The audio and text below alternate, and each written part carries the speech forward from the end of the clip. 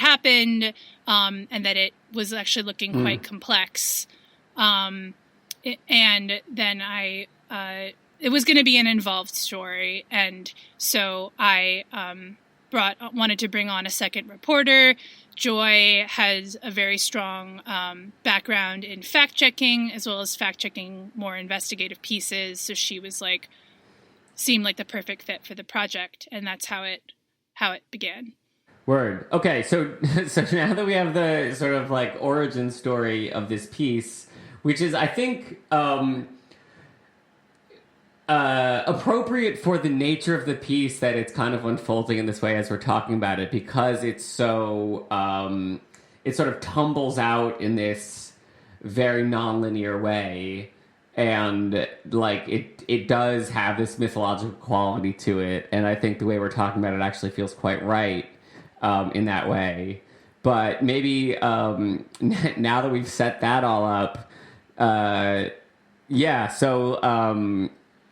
read it, and it's essentially about a contemporary cult that was using these communities and platforms like Weird Facebook and the language and self-styling of alt-lit to recruit members, and that's sort of a lot of the places where it lived. But maybe you can, beyond what I can kind of explain, maybe you guys can set up the nature of it from the beginning.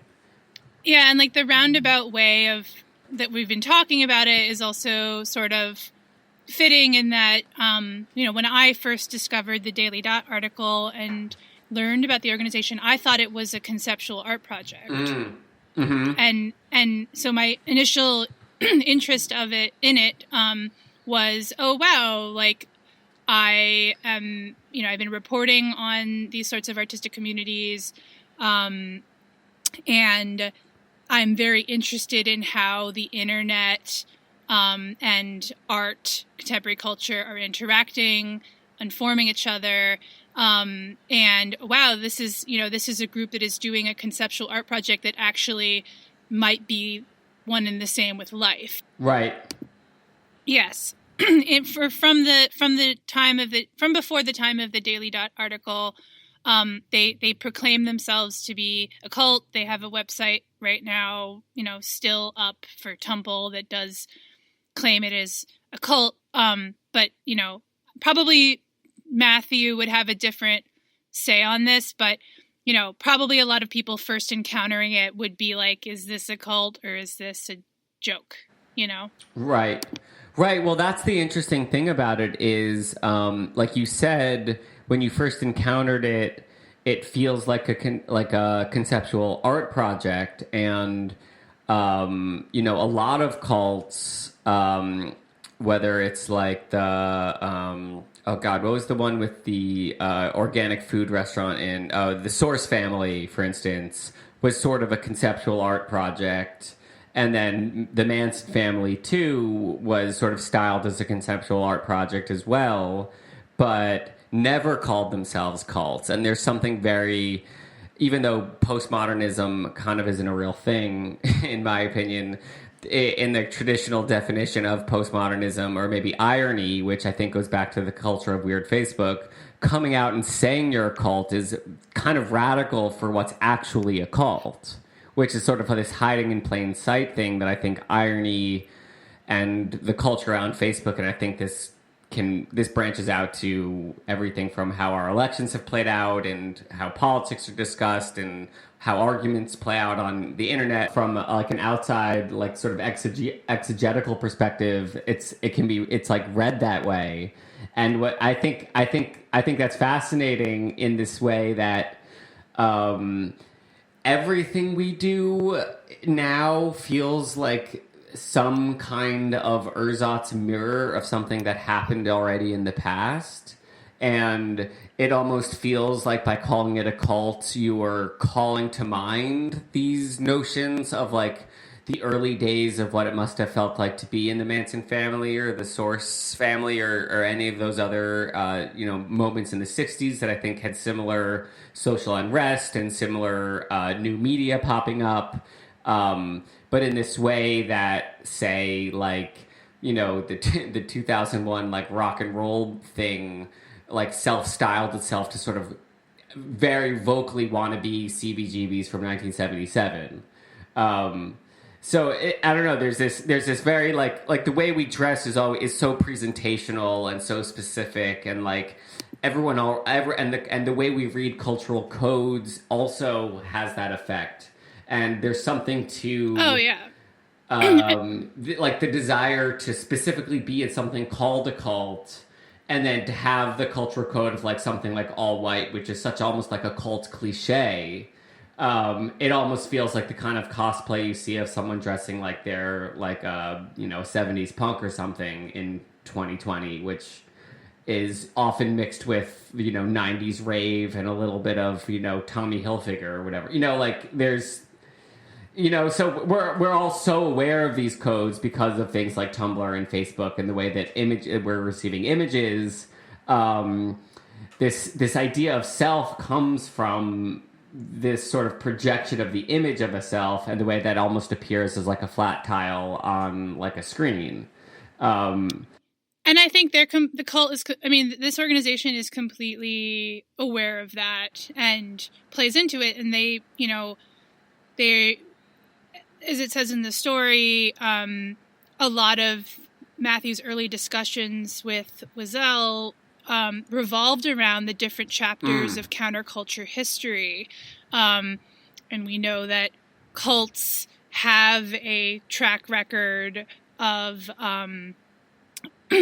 tapping into different youth subcultures historically.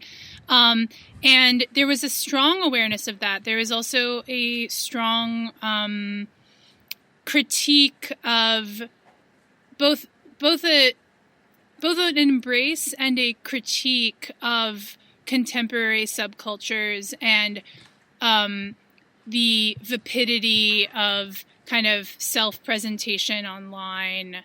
A lot of, the way that the group would interact with people on Weird Facebook was, approaching people based on their online self-presentation. Maybe they're trying to be one subculture or another, and then critiquing that and saying, that's not real. What we have is real.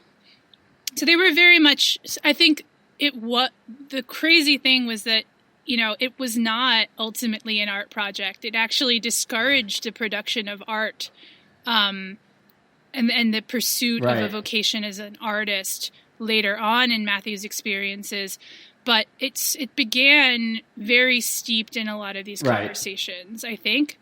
What's so fascinating to me about that is that this goes in so many different directions. It's hard to know where to start.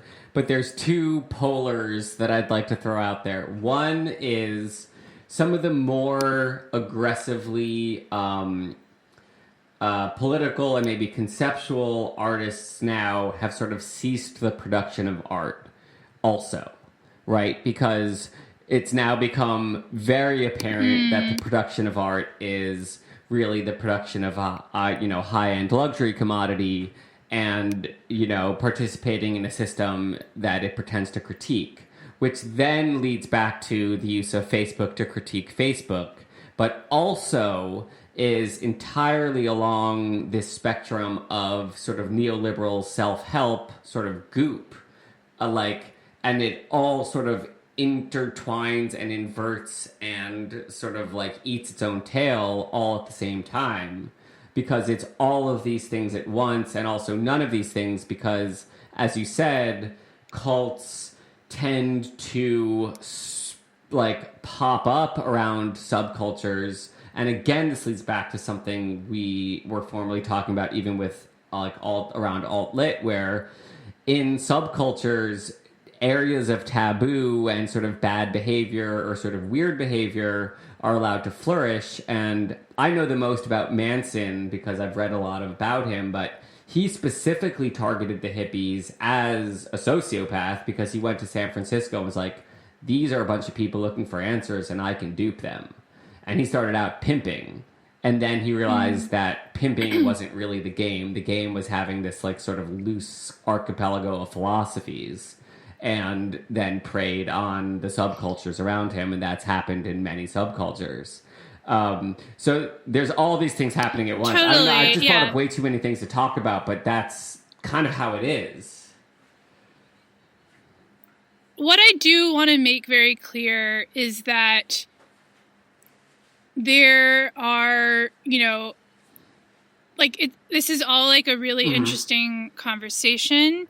And there's so much to get into, understanding kind of like what this says about a time.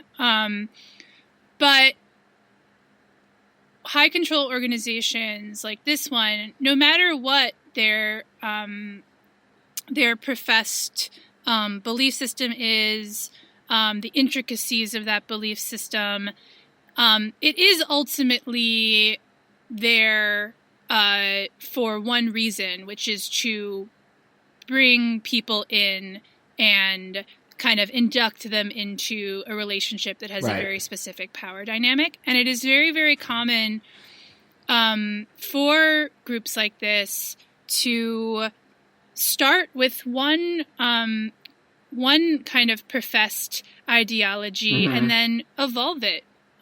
Evolve substantially based on changes in the times, based on who they are trying to recruit. And so there's kind of no getting to the bottom of it in a way, because all this stuff was just kind of the clothes that this organization dressed up in.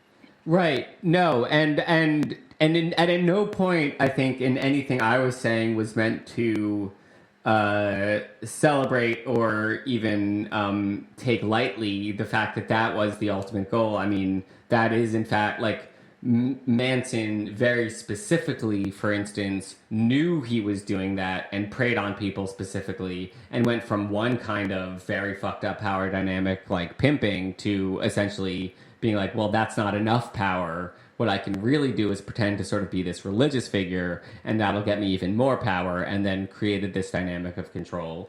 But what's fascinating to me also is that for the I'm coming up with this thought as I'm saying it, so it might tumble out a little bit wrong, but in calling itself a cult and being sort of self-styled in these sort of ironic clothes of a cult, but actually functioning in the sort of dangerous and abusive ways that cults actually do function, which is this like idea of hiding in plain sight. It also more in the way that, say, maybe earlier cults hid themselves in the culture of their times. Our culture has on a global scale, a massive fucked up power dynamic between people that are in control and people that are not. And we're all kind of okay with that. We're not, but we're sort of have to be, and we are, in that we remain complicit in so many ways. And yeah, go ahead. Totally. And that was a very big issue, foundational concern of the group that they advertised, which was, this is content creators don't get to own the capital generated from their content. And we are changing that and creating systems where people can not only earn capital for their content, but also earn capital just for being themselves, which, that I can totally see how that kind of rhetoric would appeal to a frustrated creative who is, feeling these dynamics in their own life. But then the solution becomes, oh, you just give all your money to someone else, and that's gonna eliminate the problem. You're gonna put all your trust in, one or two people at the helm of this organization and give them everything. I guess it kind of shifted over time. But right, but it's so fascinating and of the time, because like I'm thinking about every work for hire contract I've ever signed and how much intellectual property I've given away, right? For pennies compared to what it was worth to the organization that I gave it to, just for whatever whatever I thought it was giving me at the time, right? And I still sign them, and now it's just for a little bit more money, and I'm a bit